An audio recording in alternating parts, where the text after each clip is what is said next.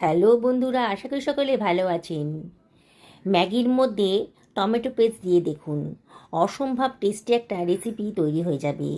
বাড়ির ছোটরা তো বটেই, বড়রাও চেয়ে চেয়ে খাবে। চলুন তাহলে বানিয়ে ফেলি।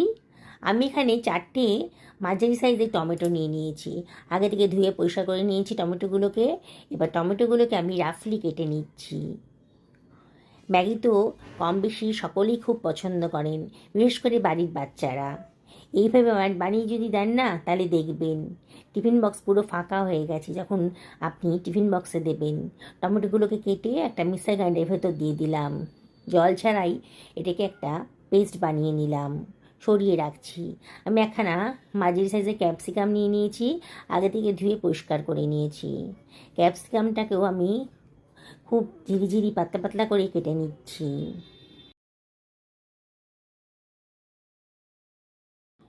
কাটা হয়ে গেছে, সরিয়ে রাখলাম। একটা মাঝারি সাইজের গাজর নিয়ে নিয়েছি। গাজরের মাথার দিকের অংশ, নিচের দিকের অংশটা কেটে বাদ দিয়ে দিলাম। গাজরের খোসাটাও কেটে বাদ দিয়ে দিচ্ছি। এইবার গাজরটাকে আমি খুব ঝিরিঝিরি করে কেটে নিচ্ছি। কাটা হয়ে গেছে, সরিয়ে রাখলাম। একখানা মাঝারি সাইজের পেঁয়াজও নিয়ে নিয়েছি। পেঁয়াজের খোসাটা কেটে পেঁয়াজটাকেও আমি ঝিরিঝিরি পাতলা পাতলা করে কেটে নিচ্ছি। হয়ে গেছে, সরিয়ে রাখলাম। আমি ম্যাগি নিয়ে নিয়েছি, দুখানা ম্যাগি নিয়ে নিয়েছি। নিয়ে এবার টমেটোর পেস্টটার ভেতরে দিয়ে দিচ্ছি। পুরোটা দেবো না, কিছুটা দিয়ে দিলাম। দেখুন, তাও হয়ে গেছে। এইবারে আরও দুখানা ম্যাগি আমি এর ভেতরে অ্যাড করে দিচ্ছি। ফুল ফ্যামিলির জন্য আজকে ব্রেকফাস্ট বানাচ্ছি, তাতে আমার 4খানা ম্যাগি লাগবে। আর বাকি যে টমেটোর পেস্টটা ছিল সেটা আমি পুরোটা দিয়ে দিচ্ছি। আপনারা তো নানানভাবে ম্যাগি রান্না করে খেয়েছেন, একদিন আমার মতন করে এইভাবে বানিয়ে খান, দেখবেন এবার থেকে ম্যাগি বানাতে হলে আপনাদের মনে হবে এটাই সবচেয়ে বেস্ট প্রসেস। আমি 1 বাটি পরিমাণ জল নিয়ে দিলাম। টমেটো পেস্টটা আর জলটা ম্যাগিটা সোক করে নেবে। একটু নাড়াচাড়া করে দিচ্ছি ম্যাগিটা। খুব তাড়াতাড়ি কিন্তু রেসিপিটা রেডি হয়ে যাবে, কোনো ঝামেলাই নেই। আর টেস্ট কিন্তু একেবারে অসাধারণ।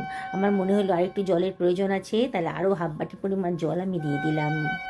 তাহলে 4টে ম্যাগির জন্য আমি 1.5 বাটি পরিমাণ জল দিয়ে দিলাম, সরিয়ে রাখছি। একটা কড়াই গরম করতে দিয়ে দিয়েছি, এর ভিতরে 1 টেবিল চামচ সাদা তেল গরম করতে দিয়ে দিলাম। 2খানা ডিম ফাটিয়ে রেখেছিলাম, দিয়ে দিলাম। এবার এর ভিতর দিয়ে দিচ্ছি 1/4 টেবিল চামচ লবণ আর 1/4 টেবিল চামচ গোলমরিচের গুঁড়ো। এবার ডিমের ভুজিয়াটা তৈরি করে ফেলছি। গ্যাসের ফ্লেমটা মিডিয়াম টু হাইতে রেখেছি, রেখে এইভাবে ভুজিয়াটা তৈরি করে ফেলবো। এবার এটাকে সরিয়ে রাখছি। ওই কড়াইয়ের ভিতরে আমি আরও 1.5 টেবিল চামচ সাদা তেল দিয়ে দিলাম। তেলটা গরম হয়ে গেছে যখন, কিছুটা কুচনো রসুন দিয়ে দিলাম আর 1/4 টেবিল চামচ গোটা জিরে দিয়ে দিলাম। দিয়ে একটু নাড়াচাড়া করে নিচ্ছি। এবার দিয়ে দিচ্ছি কেটে রাখা গাজরের টুকরোগুলো। গাজরটা একটু শক্ত বলে আগেই দিয়ে দিলাম। গ্যাসের ফ্লেমটা হাইতে রেখে একটু ভাজা ভাজা মতো করে নিচ্ছি। 30 থেকে 40 সেকেন্ড এটাকে একটু ভাজা ভাজা মতো করে নেব। এবারে দিয়ে দিচ্ছি ক্যাপসিকাম কুচোনোটা, দিয়ে সব কিছু খুব ভালো করে মিশিয়ে নিচ্ছি। গ্যাসের ফ্লেমটা হাইতেই রেখেছি আর অনবরত কিন্তু নাড়তে হবে। এবার এর ভেতর দিয়ে দিচ্ছি 1/2 টেবিল চামচ লবণ, আর এর ভেতর দিয়ে দিচ্ছি 1/4 টেবিল চামচ হলুদের গুঁড়ো আর 1/2 টেবিল চামচ লঙ্কার গুঁড়ো। লঙ্কাটা অবশ্যই নিজেদের পছন্দ মতো দেবেন। দিয়ে সব কিছু খুব ভালো করে মিশিয়ে নিচ্ছি। এবার কেটে রাখা পেঁয়াজ কুচোনোটাও দিয়ে দিলাম, দিয়ে সব কিছু আবারও খুব ভালো করে মিশিয়ে নেব। অনবরত কিন্তু নাড়তে হবে। আস্তে আস্তে সবজির কাঁচা ভাবটা একেবারেই চলে যাচ্ছে, দেখুন, দেখেই মনে হচ্ছে। এবার 1.5 টেবিল চামচ মতো সোয়া সস আমি এর ভেতরে দিয়ে দিলাম, আর দিয়ে দিচ্ছি 1 টেবিল চামচ অ্যাপেল সাইডার ভিনিগার। আপনাদের কাছে অ্যাপেল সাইডার ভিনিগার যদি না থাকে তাহলে হোয়াইট ভিনিগারও দিতে পারেন। এবার দিয়ে দিচ্ছি ম্যাগি মশলা, 2খানা ম্যাগি মশলা দিয়ে দিলাম, পাউচ প্যাকেট আর কি দিয়ে দিলাম। খুব টেস্টি হবে। দিয়ে আবারও সব কিছু খুব ভালো করে মিশিয়ে নিচ্ছি। এইবারে দেখুন ম্যাগিটা কিন্তু টমেটো পেস্টটা সোক করে একেবারে নরম হয়ে গেছে। এবার আমি এটাকে দিয়ে দিচ্ছি কড়াইতে, দিয়ে আলতো হাতে এগুলোকে সব ভালো করে মিশিয়ে নিচ্ছি। গ্যাসের ফ্লেমটা মিডিয়াম টু হাইতে রেখেছি আর সব কিছু খুব ভালো করে মিশিয়ে নেব। দেখছেন তো বন্ধুরা, কোনো ঝামেলাই নেই, ম্যাগি সেদ্ধ করার কোনো প্রয়োজনই হলো না।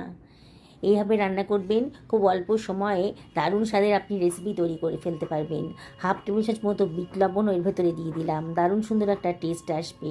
কিছুটা কুচনো কাঁচা লঙ্কাও দিয়ে দিলাম, দিয়ে সব কিছু আবারও খুব ভালো করে মিশিয়ে নিচ্ছি। আবারও বলছি বন্ধুরা, ম্যাগির নানান রেসিপি তো আপনারা খেয়েছেন, সেগুলো আপনাদের ভালোও লেগেছে। আজকে আমার মতন করে যদি বানিয়ে খান না, দেখবেন আগের সব রেসিপি ফিকে হয়ে গেছে, এটাই বাড়িয়ে খেতে চাইবেন। মিনিট দুয়েক ঢাকা দিয়ে লো ফ্লেমে রান্না করে নিলাম। ঢাকা খুলে আবারও সব কিছু ভালো করে একটু মিশিয়ে নিচ্ছি। দেখুন বন্ধুরা, কত সুন্দর টেস্টি রেসিপি কিন্তু কত অল্প সময়ের ভেতরেই তৈরি হয়ে গেল। আরও চটপটা বানানোর জন্যে একটু সেজওয়ান সস এর ভেতরে দিয়ে দিচ্ছি 2 টেবিল চামচ মতো। আপনাদের কাছে যদি থাকে তাহলে দেবেন, না থাকলেও কোনো অসুবিধা নেই। আর দিয়ে দিচ্ছি ম্যাগি মশলা। আমি মোট 4 প্যাকেট ম্যাগি ব্যবহার করেছি, সেখানে 4 প্যাকেট মশলাই দিয়ে দিলাম। প্রথমে 2 প্যাকেট দিয়েছিলাম, পরে আবারও 2 প্যাকেট মশলাই এর ভেতরে দিয়ে দিলাম। মোট 4 প্যাকেট মশলাই আমি দিয়ে দিলাম। দিয়ে সব কিছু আবারও খুব ভালো করে মিশিয়ে নিচ্ছি। দেখুন বন্ধুরা, মাত্র 10 মিনিটের মধ্যে পুরো পরিবারের জন্যে ব্রেকফাস্ট আমি তৈরি করে ফেলতে পারলাম। এতটাই সোজা, কোনো ঝামেলাই নেই। এবারে যে ডিমের ভুজিয়াটা বানিয়ে রেখেছিলাম তার থেকে কিছুটা দিয়ে দিচ্ছি, আর কিছুটা রেখে দিচ্ছি গার্নিশিংয়ের জন্যে। ডিমের ভুজিয়াটা দেওয়ার পর 1 ইঞ্চি মাখনের কিউব আমি এর ভেতরে দিয়ে দিচ্ছি। দারুণ সুন্দর টেস্ট আসবে, সুন্দর একটা গন্ধও বেরোবে। দিয়ে আবারও সব কিছু ভালো করে মিশিয়ে নিচ্ছি। দেখুন বন্ধুরা, কত চটপট কত সুন্দর একটা রেসিপি তৈরি হয়ে গেল।